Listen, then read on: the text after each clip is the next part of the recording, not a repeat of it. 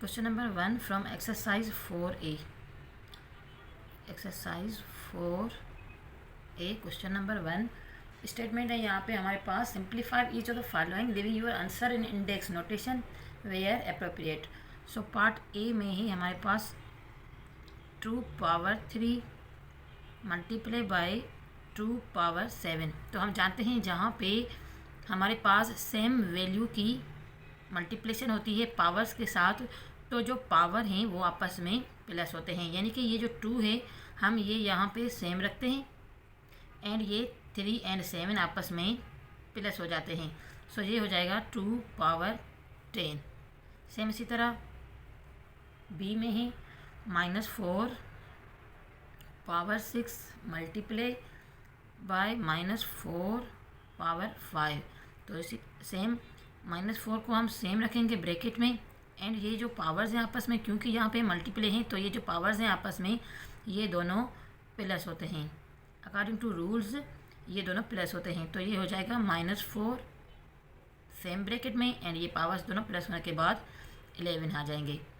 इस तरह से पार्ट सी में ही x power 8 and x power 8 multiply with x power 3।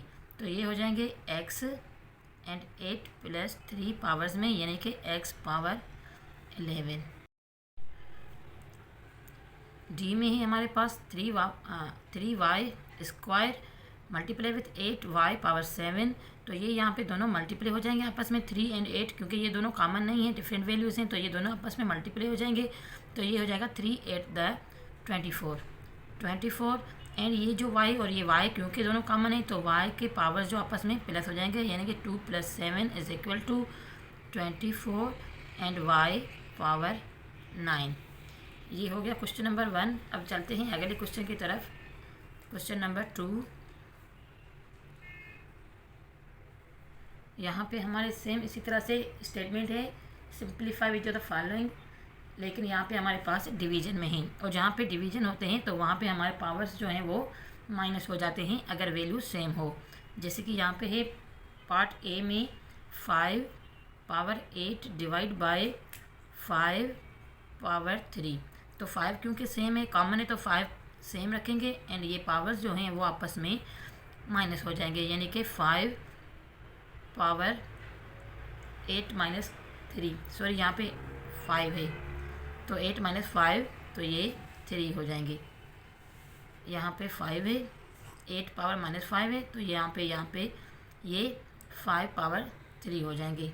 इसी तरह पार्ट बी में ही -7 पावर 11 डिवाइड बाय -7 पावर 4। तो -7 कॉमन है तो सेम रखेंगे और ये जो पावर्स हैं आपस में ये माइनस में हो जाएंगे, यानी कि -7 एंड 11 - 4 तो ये पावर 7 हो जाएगा।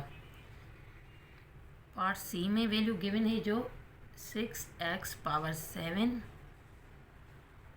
Divide by x power cube.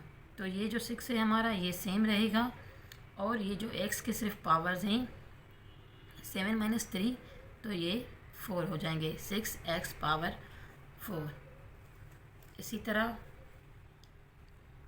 D में गिवन है हमारे पास -15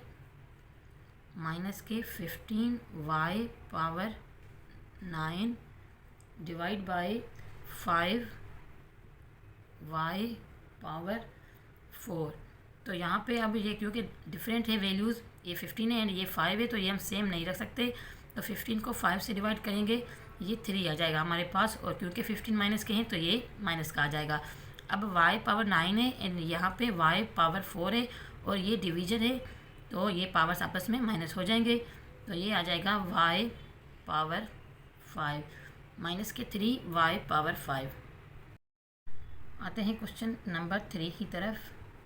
क्वेश्चन नंबर 3 में सेम स्टेटमेंट है एंड वैल्यू है हमारे पास, सिंप्लीफाई करने हैं पावर्स को और वैल्यू है 9 स्क्वायर ब्रैकेट एंड 4।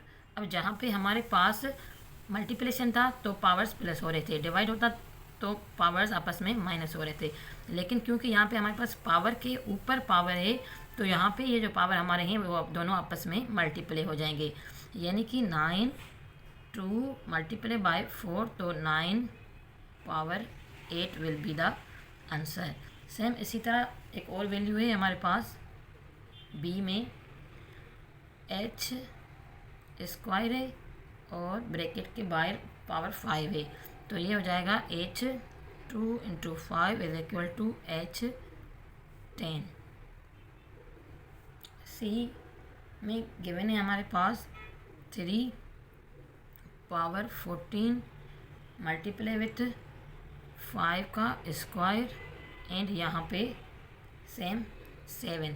अब क्योंकि ये दोनों वैल्यूज़ डिफरेंट है, सेम नहीं है, तो हम इन दोनों चीज़ों को आपस में मल्टीप्लाई करेंगे। लेकिन उससे पहले हम ये 3 और 14 मल्टीप्लाई विथ इस चीज़ को सोल्व करेंगे, और हम जानते हैं कि यहाँ पे जो पावर्स हैं ये आपस में मल्टीप्लाई हो जाएंगे, तो ये हो जाएगा 5 का पावर 14।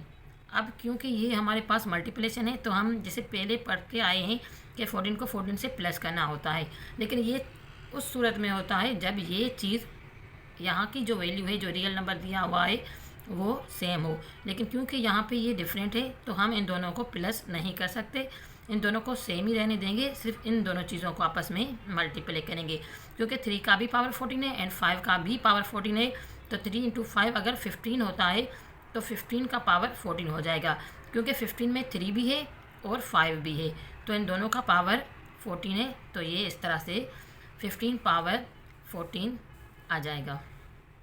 इसी तरह डी में एक वैल्यू गिवन है 2 power 3 multiply by 9 and power 3 है, तो क्योंकि यहाँ पे पावर्स कॉमन है तो इस वजह से पावर हम सेम रखेंगे, लेकिन इस चीज़ को हमने मल्टीप्लाई करना होता है। 2 × 9 तो ये आ जाएगा 18, तो ये हो जाएगा 18 पावर 3। अगर ये पावर सेम नहीं होते तो हम इन्हें सॉल्व करते हैं, लेकिन ये क्योंकि पावर सेम है तो ये यहाँ पे सेम ही रहेगा 18 पावर 3। इस तरह से एक और वैल्यू है पार्ट ई में 2k 6 एंड पावर 3। अब क्योंकि ये जो क्यूब है ये इस पूरी वैल्यू का है तो 2 को तो हम यहाँ पे सोल्व कर देंगे। 2 का जो क्यूब होता है वो 8 होता है, तो 8 लिख देंगे एंड यहाँ पे हम इस पावर्स को मल्टीप्लाई करते हैं, तो ये k और ये 6 × 3 ये आ जाएगा 18। एक और आखिरी क्वेश्चन एफ है जिसमें वैल्यू गिवन है -3x power 6 y square and bracket के बाद पावर 4। अब हम जानते हैं पावर 4 इस पूरी वैल्यू का है, तो पहले तो -3 का सोल्व करेंगे। -3 का पावर 4 जो होगा वो हो जाता है 3 का पावर 4 81। ये माइनस में है, लेकिन हम जानते हैं जब भी पावर एवेंस में होते हैं तो माइनस माइनस प्लस हो जाते हैं, तो ये 81 प्लस के हो जाएंगे।